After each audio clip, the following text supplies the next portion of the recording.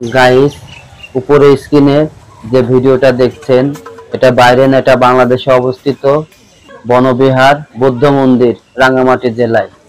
তো দেখেন কত সুন্দর পরিবেশ বাংলাদেশে অবস্থিত আছে। বাংলাদেশে কিন্তু ঘোরার মতো জায়গার অভাব নাই।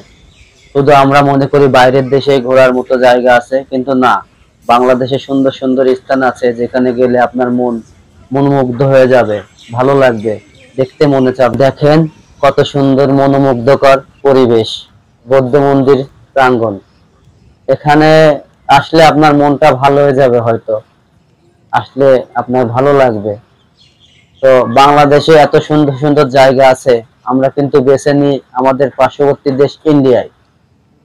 ইন্ডিয়ায় ঘোরার দরকার কি ভাই? আমাদের দেশটাই ঘুরে শেষ করেন না, শেষ হবে না।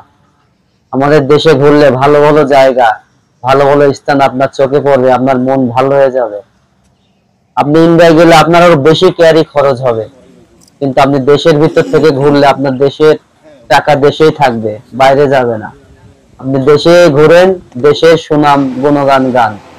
দেশের ভিতরে দেখেন কত সুন্দর সুন্দর স্থান।